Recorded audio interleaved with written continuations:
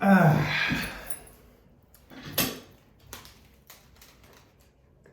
I'm back.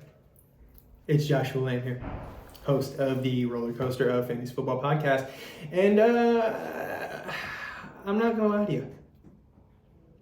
I'm going to have to turn it up a little bit. You hear me? Fucking pull up this chair a little bit, huh? Tighten up a little bit, huh? What I'm saying is this. I am going to produce juice right now. And that's something that I've dealt with my whole life, is someone that possesses and produces the juice. And you may ask, if you're listening on Spotify, you're watching on YouTube, whatever it may be, you can probably hear a little pep in my step, huh? And you're probably thinking, Josh, what is this so-called juice? I need to know what this juice is. And what it is what you see before you and hear through your lobes. It's the juice, baby. It's the vibes. It's the jabs. It's the crispness. I got the juice, baby. Huh? And what I'm going to do is I'm going to produce that juice. And it's something that I needed to do. And I'm not going to say that this sweet-ass job is the juice. But does it incorporate and add to the juice? Sure.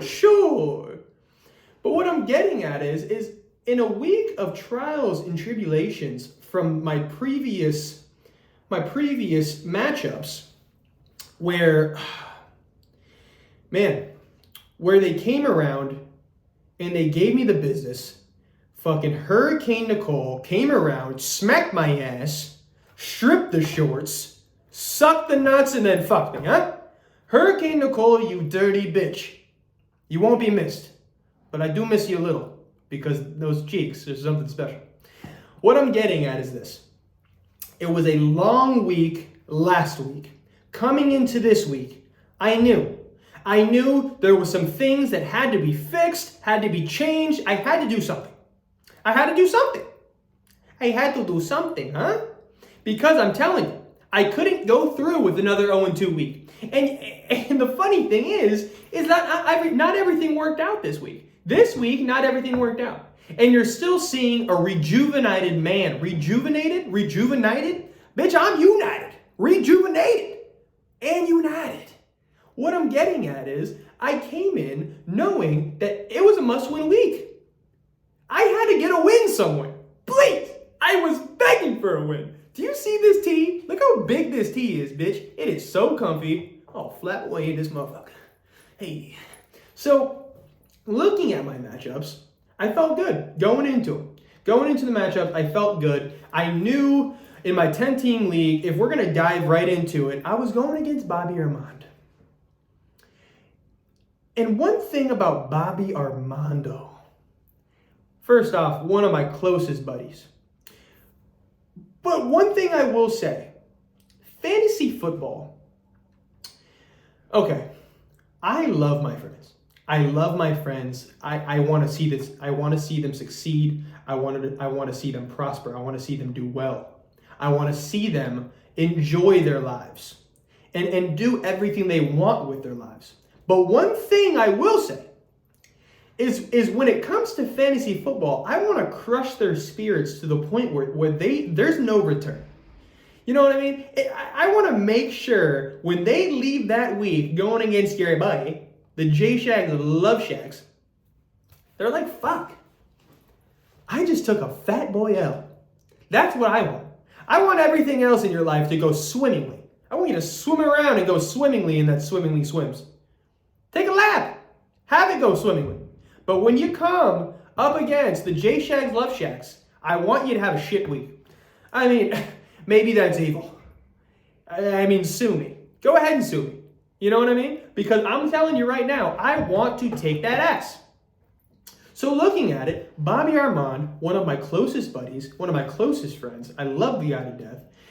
Just to do a little sidebar on that, want to say how proud I am of this kid. He's balling out at Vanderbilt, coach of Vandy. He was just put on to that cornerbacks coach, and they got a huge win against Kentucky. with him as at the helmet for cornerbacks. I mean, the guy's a stud. The guy's a stud. I mean, I love him to death. I mean, his football mind is sharp. One of my old teammates at Stetson. I mean, the guy knows football, and not on top does he know football. It's not just the fact that he knows it and breathes it and loves it, but he also gets a ton of chicks. So, I mean, if you can have all that football knowledge and then get a ton of chicks, I mean, what else do you need going for you? You're coaching at Vandy. You have chicks. You got a great football mind. Kid's got a great body. I mean, what else can you have? I mean, I guess you would have a really good fantasy team and maybe a really good fantasy week, but I'm not going to allow that to happen. Why would I allow you to have so much? And for me not to take a little. I just want a taste, huh? Let me get a taste of this too, huh? What I'm getting at is, I really wanted to beat Robbie's ass this week. That's what I wanted.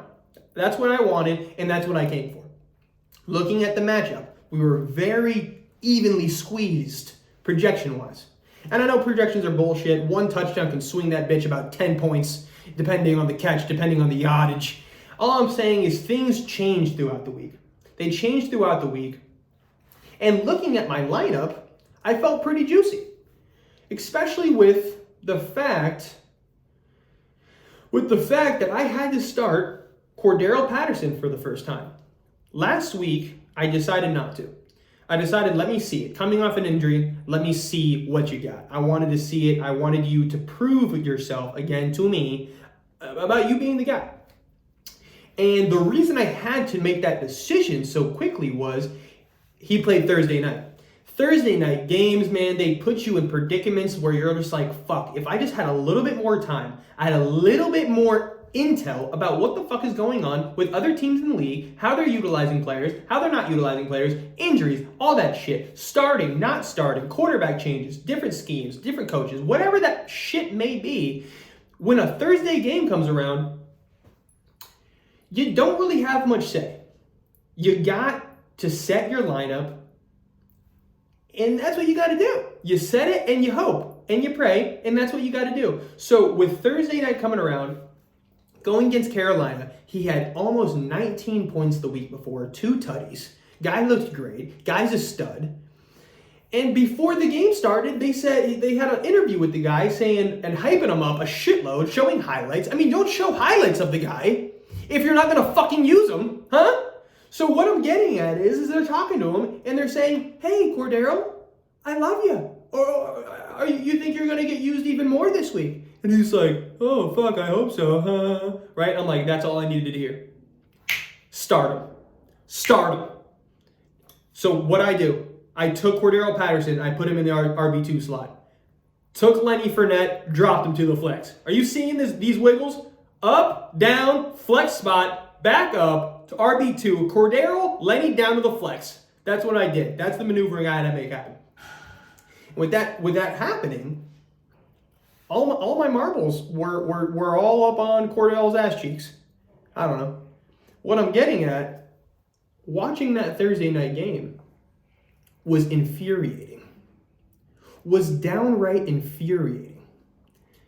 The son of a bitch got me 3 points. 3 points. Are you kidding? And I'll say it once and I'll say it 1,000,000 times. You put me back there and I'm getting you 3. Easy money. I'm getting you 2 receptions for 7 yards. That's 2.7 points right there. I'm breaking off a 3-yard gain. Easy. And I'm carrying the last defender for another inch or 2. At least. Right there, that's 3. That's all it takes for 3 points. I can get that shit in a 2-minute drive. Easy. Put me in there, coach. I'm ready to play. Huh? And for you to get me 3 points, and it's hard to blame you, Mr. Cordarrelle, because your head coach, what's his name? Arthur? Is that his name? Is it Arthur? Because I swear to you, if your head coach's name is Arthur, oh, I am on that ass. Arthur? You think you can come around here with a name like Arthur and you can snub my guy, Cordarrelle? I have no words. I have no words. They barely used my guy. They got Tyler Algier, big stumpy ass, just running through those holes. I mean, he can barely fit through the holes. He's so stumpy. I mean, he's a pretty good back. But Cordero Patterson, that is a talent right there. Can catch, can run, can pass a little bit, I'm sure. I've never seen him throw a ball, but I guarantee he can sling it. What I'm getting at is, Cordero Patterson, you need to have at least 20 touches a game. I mean, you're going against Carolina, who just gave up, I think it was, Carolina was the team who played fucking the Bengals before and gave up fucking 55 points to Joe Mixon. How could I not feel good about Cordero Patterson going against the Carolina defense? It was raining. It was wet. It was soaking. A little chilly. And you're telling me you decided to not use the best player on your team? What the fuck are we doing? Arthur, baby. And the worst part about it is, Arthur, I hope his name is Arthur. His name, I'm going to look it up. Arthur? I don't even feel right typing in Arthur. Is that his name? It is Arthur. Oh, mama. It is Arthur. That is Garbanzo. What do you even call? What's a nickname for Arthur? Artie? Oh, God. Artie. Ugh. Is that what they call you? I mean, I'm not surprised you're a shit coach, but that last name, Smith is fine. But Arthur and Artie, that's garbage. What I'm getting at is, Arthur Smith, his dad is like the owner and founder, I think it was FedEx. His dad created FedEx. You know how wealthy that man is? A billionaire. Easy. That guy's a billionaire. Net worth way over $1 billion. Easy. I'm talking top-notch billions. And then you're going to allow your son, Artie, to coach football and fuck up my fantasy team? That's what you allow him to do? Are you not realizing the stakes? The stakes? And that's the thing. They're not realizing the stakes. I'm talking a thick, juicy fillets. That's the stakes. That's the juice. That's what I want. And what I'm getting at is Cordero Patterson only getting 3 carries for 3 points it's unacceptable. So that's how my week started. It was bullshit. It was horseshit. Going from there, I didn't have a ton of confidence in what the fuck my team was going to do for the week. Because if you're already spotting the guy 9 points, he was projected 12.5. I get 3. I'm missing 9.5 points off rip. Not ideal. Not ideal. When you're looking at his team, he has Tua, the fucking Hawaiian baller. We got Austin Eckler, that bald bitch, gets every fucking reception, every check down. I mean, the guy is 5'6", and all he does is catch his checkdowns.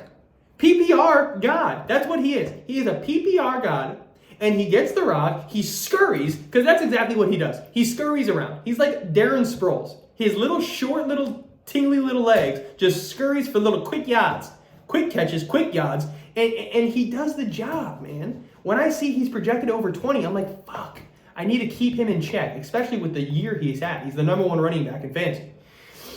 Aaron Jones, DJ Moore, buns. Cortland Sutton has been cheeks because Denver's been cheeks. Travis Kelce's a stud. Miles Sanders just depends on how the fucking game script is going for Philadelphia. I was a little nervous. He has guys that can pop off. And Cordero Patterson giving me 3 points was an issue. So going forward, Christian McCaffrey gets me 17.7. Not super excited about the Christian McCaffrey situation. Elijah Mitchell just comes back, takes a good amount of carries. I mean, I think he had 18 carries. Are you fucking kidding? 18 carries? That's absurd.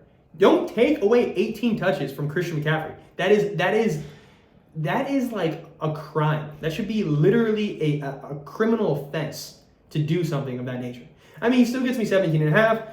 I'll take it. It's under projection, but I'll take it. We look at DK Metcalf, another guy under projections. Yeah, that's what I'm going to read to you guys. Out of 1, 2, 3, 4, 5, 6, 7, 8, 9 players, 1, 2, 3, 4, 5, 6, 7, 8 of them went under their projection. That's what I'm talking about.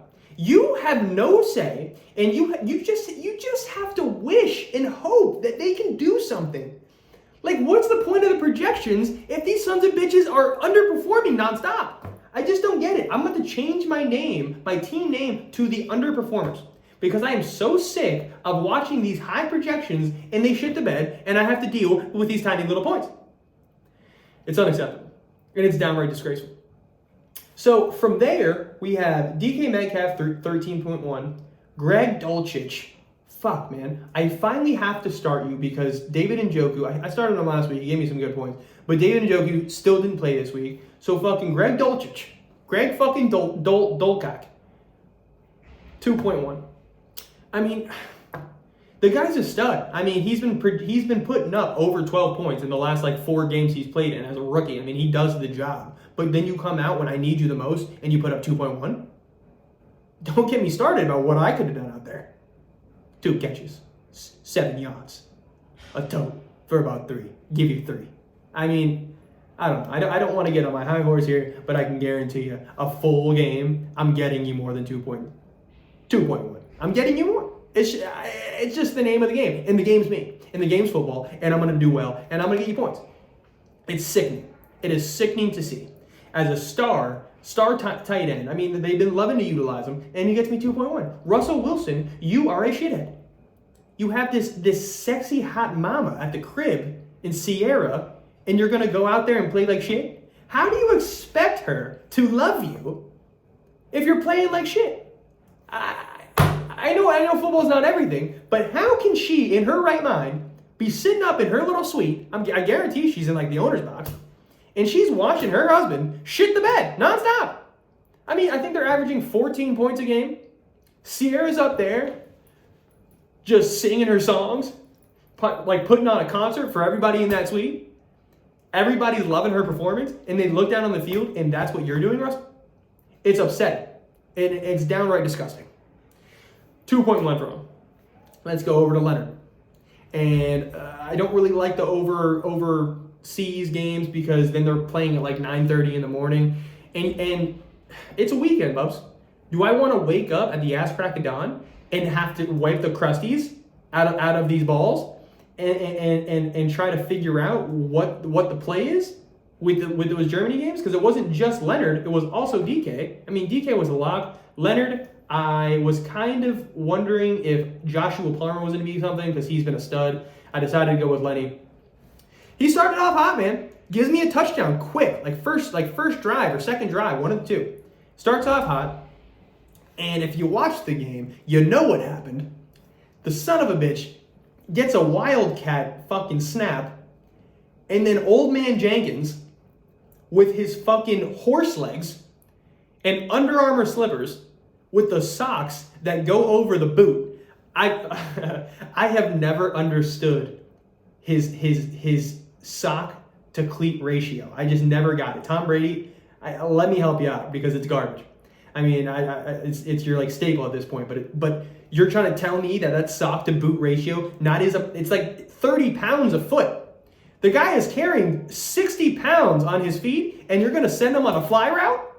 On a fly route? Lenny's big chunky ass how are you expecting him to get the ball over top of that big old shoulder pad?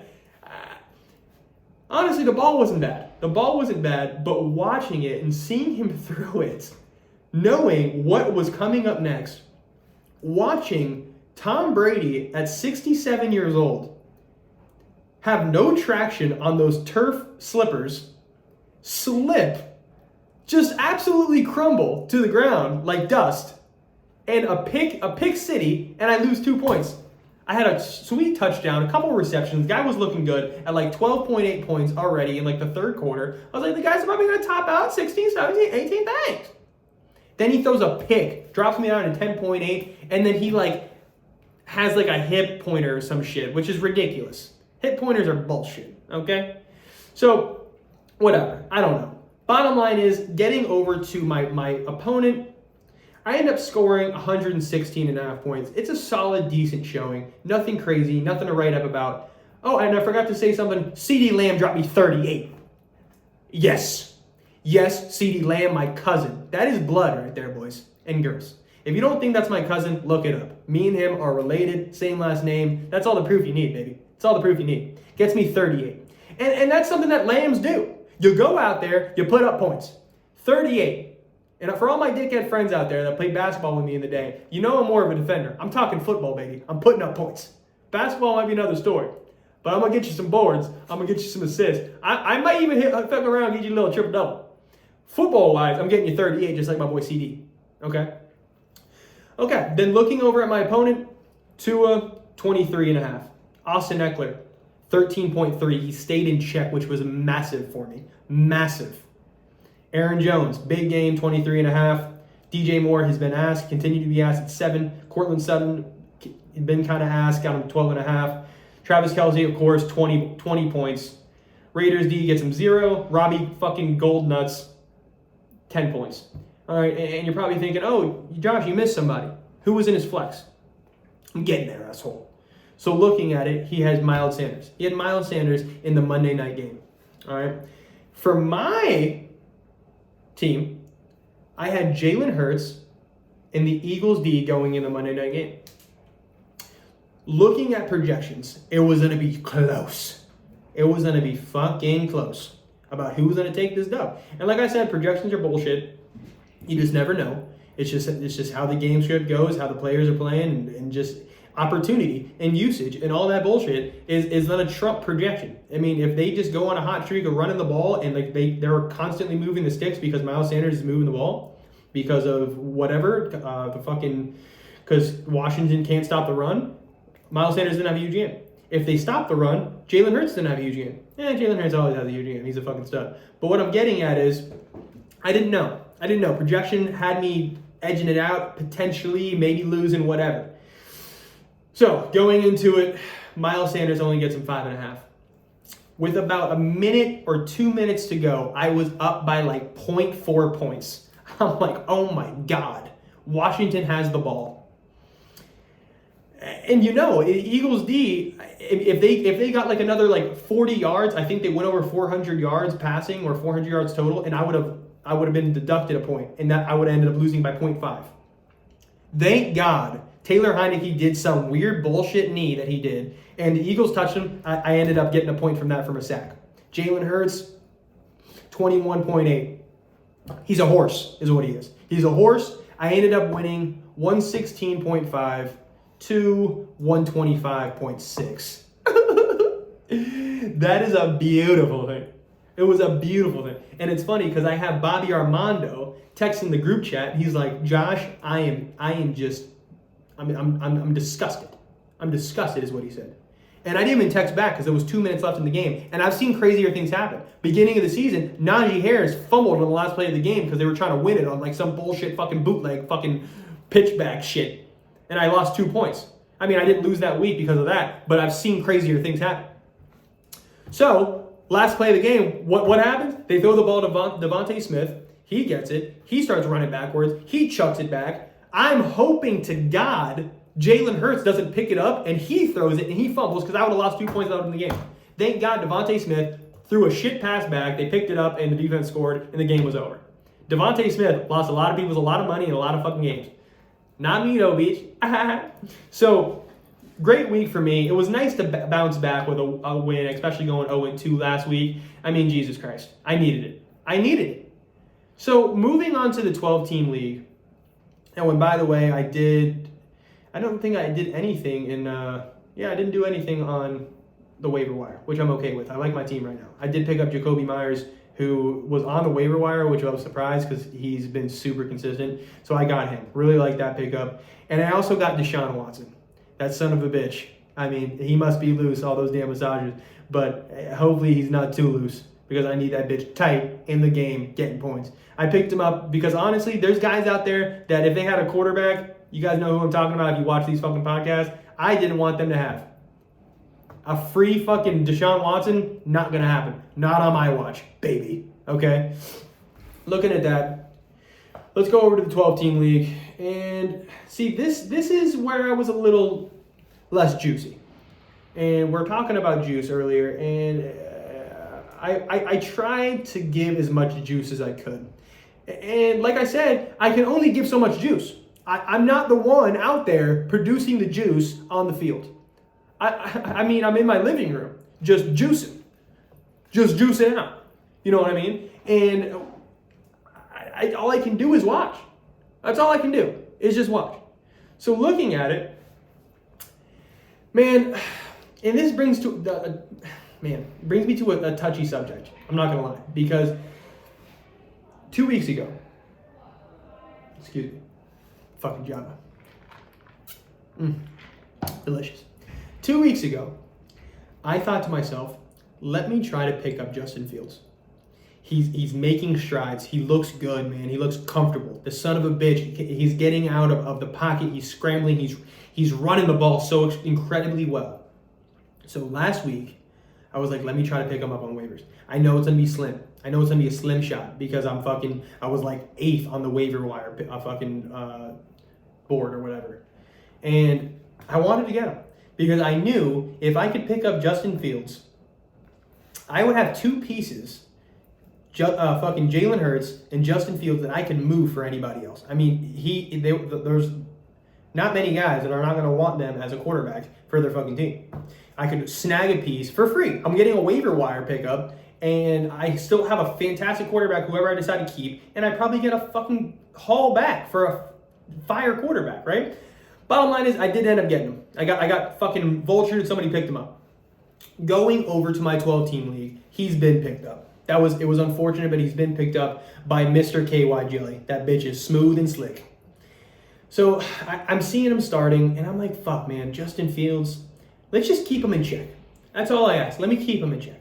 So not only did he have Justin Fields, but he had Austin Eckler and Aaron Jones. And if you remember correctly, my other 10-team league, my opponent had Austin Eckler and Aaron Jones. It's not ideal when one of the players is on both teams, or two of the players are on both teams. Because when you're getting fucked in one league, you're also, you guessed it, are getting fucked in the other. So I was a little nervous about that. I'm getting double teamed, quadruple teamed by both of these players in both of my leagues. Getting fucked. Absolutely fucked. So looking at it, he had Justin Fields, Austin Eckler, Aaron Jones, Chris Godwin, Juju Smith, Mike Gesicki, Jamal Williams. Juju Smith got knocked the fuck out. I mean, hopefully he's all right. Oh my God, but he got ripped, smoked. Not ideal. Did open up a big day for Kadarius Toney, 19 points from your boy. Have him on both teams. Hopefully he stays fucking hot. But yeah, man. I mean, looking at my team, Geno Smith, Dameon Pierce, Cordero Patterson, Amon-Ra St. Brown, DeAndre Hopkins, Kyle Pitts, Jonathan Taylor. So, like I said, I had Cordero Patterson in the Thursday night game. I had to make a decision on Thursday. I had to. And what my decision was going to be was either Michael Pittman or Cordero Patterson. I ended up going Cordero, because Sam Ehlinger is hot onions, hot cheeks.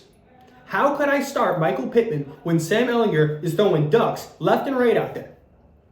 I couldn't do it. So Thursday night, I decided I'm going Cordero Patterson. That's what I'm going to do. Michael Pittman is going to have to ride the pine on this one. Because unless they make a change, which they already said Sam Ehlinger was going to be their guy, Cordero Patterson's a better play. So, played him. Everybody knows the story. Cordero Patterson, 3 fucking points. Kyle Pitts gets like 8 targets. Marcus Mariota is hot fucking chips. Hot cheeks, hot chips, hot lips. Whatever you want to call him, he's hot garbage. Kyle Pitts, 4.8 points. Bro, I'm starting two of my main skill guys. Gets me 7.8. I mean, I'm not feeling good at this point. I'm like, fuck me, right? I'm like, fuck me. How am I going to come back from a discrepancy of over 15 points? I just spotted on 15 points off of projections that I just missed out on. Okay? Looking at it, going over to Sunday, we get word that Matt Ryan, Matty Ice is going to start. It's too late for me, man. It's too late for me because I'm not taking Amon-Ra St. Brown or DeAndre Hopkins out, and I have Jonathan Taylor in the flex. I'm not taking any of those guys out for Michael Pittman. But would I have taken Cordero Patterson out for Michael Pittman, knowing that Matty Old Man Ryan is going to be slinging that thing? Can't run, even though he did break off a fat boy. But he usually can't run, so of course, I would have Michael Pittman running in that flex spot with Jonathan Taylor moving up to RB2. That's what I would do. But no, instead I got Cordero Patterson giving me 3 points. I just missed out on a 9-point swing because Michael Pittman got me 12.5 on the fucking bench. Unfortunate, man. Very, very unfortunate. And then I'm watching Justin Fields going against Detroit, where I knew was going to be a massive game because Detroit's fucking defense is absolutely terrible. Goes out there and gets him 40 points. 40 points. Okay, so let's recap. About, 2 weeks ago, I go against Joe Mixon, gets him 55, my boy Matt. And then Justin Fields comes out here, drops a 40 fucking bombski on my dome.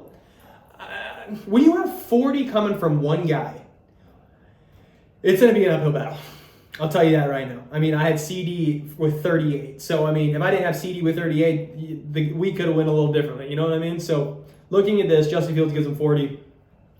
I have fucking Cordero and fucking Kyle Pitts giving me 7.8. I mean, that's just a mess.